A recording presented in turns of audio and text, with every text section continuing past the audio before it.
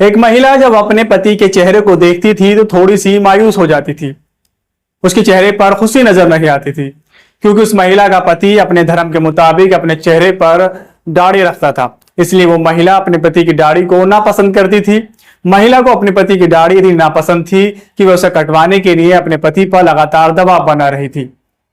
यहां तक कि शादी वाली रात को भी दोनों में इस पर बातचीत हुई। कुछ दिन तो सब कुछ ठीक ठाक चलता रहा, लेकिन जब पति अपनी पत्नी की बात स्वीकार नहीं करता तो वो महिला ऐसा कदम उठाती है जिसकी गूंज आज चर्चा का विषय बन गई है। दरअसल ये सच्ची घटना उत्तर प्रदेश का एक जिला लगता है मेरठ, और इसी शहर का एक थाना है निशाली गेट।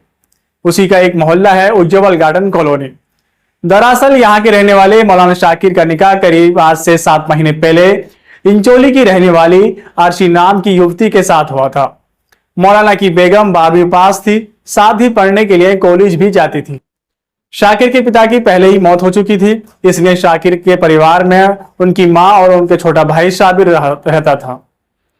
शादी के कुछ समय तक तो सब कुछ ठीक ठाक चलता रहा, लेकिन बाद में अर्शी को शाकिर की दाढ़ी पसंद नहीं आई। महिला को अपने पति की दाढ़ी बिल्कुल भी पसंद नहीं थी, इसलिए इसको लेकर अपने पति को बार बार टोकती रहती थी। और एक दिन वो अपने पति शाकिर से कहती है कि अगर आपको मेरे साथ रहना है तो आपको अपनी दाढ़ी कटवानी होगी। जब दाढ़ी कटवाने वाली बात शाकिर सुनता है तो शाकिर साफ तौर पर मना कर देता है। वो कहता है कि दाढ़ी रखना फर्ज है, क्योंकि दाढ़ी उसके धार्मिक विश्वास का हिस्सा है। इस बात को लेकर पति पत्नी में झगड़े होने लगते हैं। शाकिर ये बात अपनी पत्नी के घर वालों को भी बताता है, यानी कि अपने ससुराल में भी इसकी जानकारी देता है, लेकिन वहां से भी कोई समाधान नहीं मिल पाता। इसके बाद उनकी पत्नी का झुकाव घर में रहने वाले क्लीन सेव देवर यानी कि शाकिर के छोटे भाई शाबिर की तरफ हो जाता है। धीरे धीरे दोनों में प्यार पनपने लगता है, लेकिन घर वालों की दोनों की प्रेम कहानी के बारे में पता नहीं चल पाता, क्योंकि घर में सिर्फ उनकी माँ और एक छोटा भाई रहता था।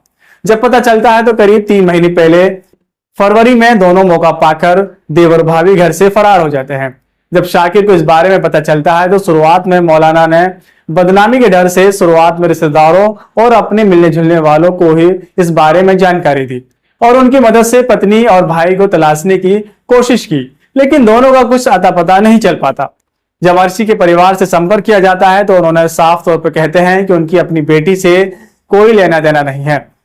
आखिरकार अपनी तरफ से पूरी कोशिश करने के बाद मौलाना शाकिर थक हार कर थाने पहुंच जाते हैं और शिकायत दर्ज करवाते हैं और पुलिस को बताते हैं कि लगभग आज से 3 महीने पहले उनकी पत्नी अर्शी मेरे छोटे भाई साबिर यानी कि अपने देवर के साथ घर से नकदी और जेवरात लेकर फरार हो गई है।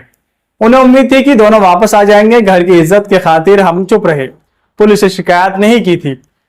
पूरा पीड़ित परिवार खुद ही उन्हें खोजता रहा, लेकिन अब तक उनका कुछ अता पता नहीं चल पाया है। पुलिस से गुहार लगाई है। मामला फिलहाल पुलिस ने दर्ज कर लिया है। मामला दर्ज होने के बाद पुलिस एक्टिव होती है और अपनी जांच शुरू करती है।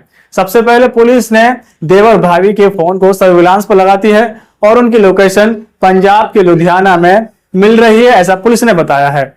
फिलहाल मेरठ पुलिस जल्दी ही एक टीम लुधियाना के लिए रवाना करेगी ताकि वहां से दोनों को बरामद करके मेरठ लाया जा सके। मौलाना ने मीडिया से बातचीत करते हुए कहा कि उनकी पत्नी शुरू से ही खुले विचारों की थी। मौलाना शाकिर ने पुलिस को तहरीर देकर बताया कि उनकी पत्नी 12वीं तक पढ़ी है और अब कॉलेज भी जा रही थी। पत्नी दाढ़ी कटवाने का दबाव बनाती थी। उसे मेरी दाढ़ी बिल्कुल पसंद नहीं थी। वे मेरी दाढ़ी कटवाने का लगातार दबाव बना रही थी। मौलाना ने जब कहा कि शादी से पहले ही दाढ़ी का पता था तो निकाह से इनकार क्यों नहीं किया। इसी के चलते दोनों में विवाद रहता था। शाकिर ने पुलिस को दोनों की रिकॉर्डिंग भी दी है। उसे अपनी हत्या का भी अंदेशा भी है। फिलहाल मौलाना शाकिर ने पुलिस से न्याय की गुहार लगाई है। मामले को लेकर मेरठ के एसपी सिटी आयुष विक्रम सिंह का कहना है कि जांच इस मामले में फिलहाल जांच की जा रही है और आवश्यक कानूनी कार्रवाई की जा रही है। दोस्तों, इस पूरे मामले पर आप लोगों का क्या कहना है, आपका हमें कमेंट बॉक्स में कमेंट कर सकते हैं। अगर आप ये वीडियो यूट्यूब पर देख रहे हैं तो हमारे इस पेज को, हमारे इस चैनल को सब्सक्राइब कीजिए। अगर आप ये वीडियो फेसबुक पर देख रहे हैं तो हमारे इस पेज को फॉलो कीजिए। फिलहाल इस वीडियो में इतना ही और इस वीडियो को अपने दोस्तों के साथ शेयर कीजिए।